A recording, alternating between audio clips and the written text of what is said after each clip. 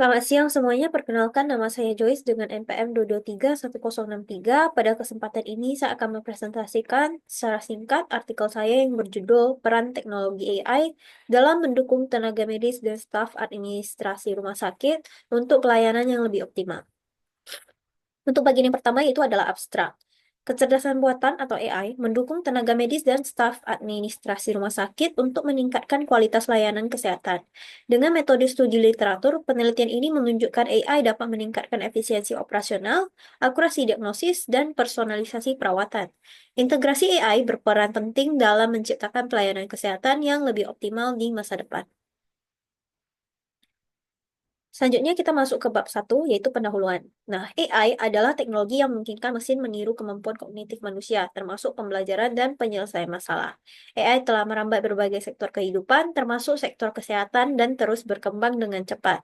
AI mampu memproses data besar, membuat prediksi akurat, dan menyelesaikan tugas kompleks yang meningkatkan efisiensi dan akurasi dalam berbagai proses.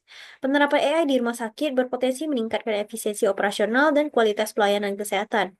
Penelitian ini bertujuan untuk mengeksplorasi peran teknologi AI dalam mendukung tenaga medis dan staf administrasi di rumah sakit. Kemudian untuk bab 2 yaitu metode penelitian. Penelitian ini menerapkan pendekatan kualitatif untuk eksplorasi peran teknologi AI dalam rumah sakit dengan metode studi literatur untuk mengumpulkan, mengkaji, dan menganalisis hasil penelitian yang telah dipublikasikan. Tahap pertama yaitu mengumpulkan literatur yang relevan, termasuk jurnal ilmiah, artikel penelitian, dan publikasi terpercaya mengenai penerapan AI di rumah sakit. Literatur yang dicari harus relevan, dapat diandalkan, dan kredibel untuk memastikan kualitas analisis. Data dari berbagai sumber akan dianalisis untuk mengidentifikasi temuan utama terkait penerapan AI dalam aspek medis dan administratif. Data akan dikelompokkan berdasarkan penerapan AI, seperti diagnosa penyakit dan manajemen data pasien, serta untuk mengungkap pola dan tren yang ada. Selanjutnya kita masuk ke bab 3 yaitu pembahasan. Penerapan AI di rumah sakit saat ini. Yang pertama yaitu pada manajemen data pasien yang lebih efisien, di mana AI digunakan untuk otomatisasi rekam medis elektronik, pengurangan beban administratif, mendukung pengambilan keputusan medis yang lebih tepat, analisis data medis, meningkatkan akurasi diagnosis dan perawatan pasien. Yang kedua yaitu dalam optimalisasi jadwal dan sumber daya rumah sakit. Yang pertama itu dalam penjadwalan efisien, kedua pengelolaan inventaris, yang ketiga dalam prediksi permintaan. Yang ketiga yaitu chatbot dan asisten virtual untuk layanan pasien. Yang pertama berperan dalam membantu efisiensi administrasi, kedua pengurangan beban staf, yang ketiga pengalaman pasien yang lebih baik dengan meningkatkan kepatuhan terhadap perawatan. Kemudian untuk potensi pengembangan AI di masa depan. Yang pertama sistem diagnostik berbasis gambar. AI akan meningkatkan akurasi analisis gambar medis untuk deteksi dini penyakit seperti kanker dan gangguan kardiovaskular. Yang kedua, personalized medicine.